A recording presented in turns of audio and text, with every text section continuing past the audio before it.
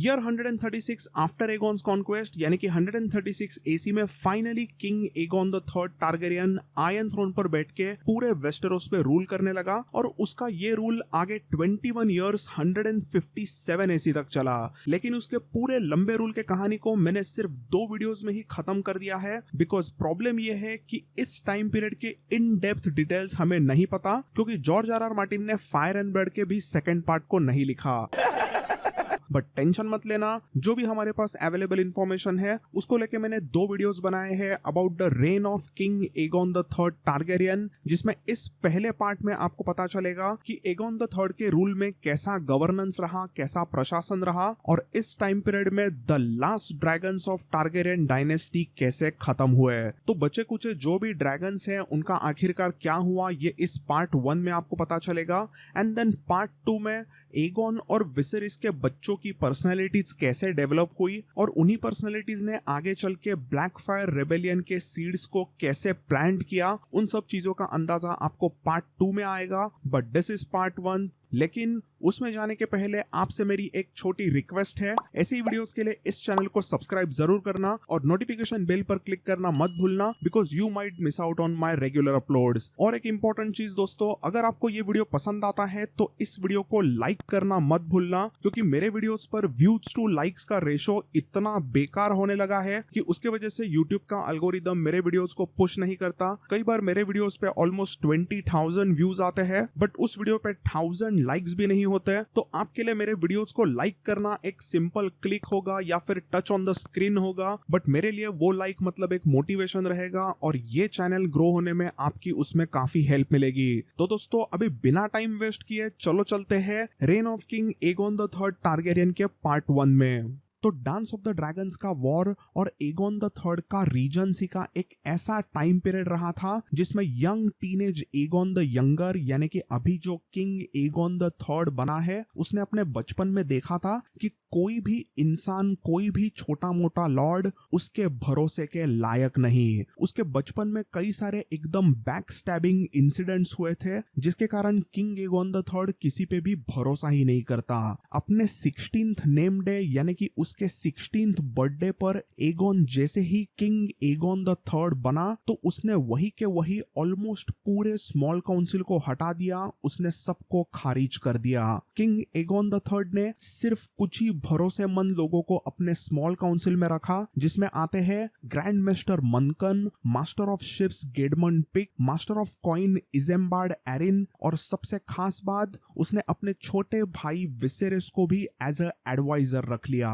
सभी small council के members में king Aegon the third Targaryen का अपने छोटे भाई विसेरिस टारगेरियन पर सबसे ज्यादा भरोसा था। एगॉन के 21 ईयर के लंबे रूल में धीरे धीरे पूरा रेल्म अच्छे से वापस से यूनाइट होने लगा आफ्टर भयानक deadly dance of the dragons का वॉर। लेकिन इस पूरे रियूनिफिकेशन और अच्छे पीस के समय का पूरा क्रेडिट जाता है एगॉन द थर्ड के छोटे भाई विसेरिस टारगेरियन को, जो यही कुछ 140 एसी से 144 एसी के बीच में अपने बड़े भाई एगॉन द थर्ड का हैंड ऑफ द किंग बना। अब विसेरिस एग्जैक्टली कौन से ईयर में हैंड ऑफ द किंग बना ये कंफर्म नहीं, बिकॉज अगेन डेट्स का कंफर्मेशन वगैरह तभी आएगा जब जॉर्जी साहब फायर एंड ब्लड के सेकंड पार्ट को लिखेंगे। एनीवेज हमें इतना जरूर पता है कि विसेरिस की पर्सनैलिटी कैसे एकदम चार्मिंग, एकदम अच्छी थी, जिसके कारण उसने रेल्म को एक एक करके जोड़ना शुरू कर दिया। ग्रैंड मास्टर मनकन ने लिख के रखा है कि विसेरिस अपने बहुत ही प्यार भरे बातों से सभी छोटे मोटे लॉर्ड्स को इम्प्रेस करता और धीरे धीरे उसने सभी प्रॉब्लम्स को सॉल्व करना अच्छे से शुरू किया। दूसरे तरफ हम किंग एगॉन द थर्ड के पर्सनैलिटी के बारे में जानते हैं, तो एगॉन एक्चुअली विसेरिस से ज्यादा हैंडसम और स्मार्ट था, बट वो हमेशा ही एकदम मेलॉन्कोलिक, मतलब वो एकदम उदास सा सैड रहता। उसका एकदम सैड बर्ताव देख के ही कई सारे स्मॉल फोक अभी उसे कहने लगे थे एगॉन द ब्रोकन किंग या फिर एगॉन द अनहैप्पी। तो ये टाइटल्स तो उसके थे ही, बट उसका और एक बहुत ही बड़ा लेगेसी टाइटल बना, and that was king Aegon the dragon Ben. तो आखिर उसे ड्रैगन बेन ऐसा क्यों कहा गया? तो इसका रीजन है किंग एगॉन द थर्ड के रूल में ही टारगेरियंस के आखिरी ड्रैगन की मौत हुई। तो अभी सवाल ये आता है कि टारगेरियंस के जो भी ड्रैगन्स बचे हुए थे उनका आखिर हुआ क्या। तो हमने डांस ऑफ द ड्रैगन्स के भयानक वॉर में देखा था कि टारगेरियंस के ऑलमोस्ट सभी ड्रैगन्स वैसे बहुत ही बुरी तरीके से मर गए, बट उस वॉर के बाद में भी 4 ड्रैगन जिंदा थे और उसमें पहला ड्रैगन आता है शीप स्टीलर। ये एक बहुत ही डेंजरस वाइल्ड ब्राउन ड्रैगन है जिसकी राइडर थी ड्रैगन सीड नेटल्स, और इसी ड्रैगन को नेटल्स के साथ में देखा गया था लास्ट टाइम वेल में जब एक आर्मी ने उन्हें एक केव में छुपा हुआ देखा। तो वो इंसिडेंट होने के बाद में नेटल्स और ship stealer mountains of the moon में से कहीं पर उड़ के भाग गए। उसके बाद में हमारे पास उन दोनों के बारे में कोई भी जानकारी नहीं। अगेन मैं वही कहूंगा, उनके बारे में जो कुछ भी हुआ है वो सब हमें तभी पता चलेगा जब ये भाई साहब फायर एंड ब्लड के सेकंड पार्ट को लिखेंगे। देन सेकंड ड्रैगन आती है एकदम फ्रेंडली, सबकी चहीती शी ड्रैगन सिल्वरविंग। भयानक ड्रैगन वॉरफेयर जिस सेकंड बैटल ऑफ टम्बलटन में हुआ उसके बाद में हमने सिल्वरविंग को उसके दोस्त वर्मीथॉर के डेड बॉडी के पास रोते हुए हमने उसे देखा, and that was the second last known location of Silverwing. उसके बाद में हमें लास्ट लोकेशन सिल्वरविंग का पता चला कि उसकी साइटिंग कहीं रेड लेक के आसपास हुई थी, बट उसके बाद सिल्वरविंग कहां पर गई उसके बारे में हमें कुछ नहीं पता। देन थर्ड जिंदा dragon it's fan favourite mysterious काला शैतान द कैनिबल। ये भाई साहब अपनी पूरी जिंदगी ड्रैगन स्टोन पर बिताता है और यहाँ वहां पर ड्रैगन स्टोन के रहने वालों को बहुत डराता रहता है, बट उसने कभी भी किसी इंसान को नहीं खाया। ये कैनिबल सीधा छोटे इंजर्ड ड्रैगन्स को ही खाता और उसी वजह से उसे सब लोग कैनिबल कहते हैं। तो कैनिबल को हमने आखिरी बार कॉर्लिस वेलेरियन के फ्यूनरल में देखा और उसके बाद में क्या हुआ पता नहीं। कैनिबल एकदम गायब हुआ और उसके आगे की कहानी हमें नहीं पता। Then fourth dragon is Morning, जो कि एक बहुत ही क्यूट पिंक ड्रैगन है लेडी रेना टारगेरियन का। तो हमने जाना कि रेना टारगेरियन का एक फर्स्ट हस्बैंड रहा था कॉर्विन कॉर्ब्रे, जिसकी वेल के स्टैंड ऑफ में एक बहुत ही वियर्ड हादसे में मौत हुई और रेना विधवा बन गई। बट इसके बाद में डिप्रेस्ड रेना की अराउंड 140 एसी के आसपास गारमुंड हाईटॉवर के साथ में शादी कराई गई। ये गारमुंड हाईटॉवर वही बंदा है जिसका बड़ा भाई है लाइनल हाईटॉवर और उसकी बड़ी भाभी है सेक्सी समांथा टार्ली। तो मॉर्निंग ड्रैगन रेना के साथ में सीधा ओल्ड टाउन चला गया जब उसकी गारमुंड हाईटॉवर के साथ में शादी हुई, बट रेना और मॉर्निंग की हमें कोई भी आगे की स्टोरी नहीं पता।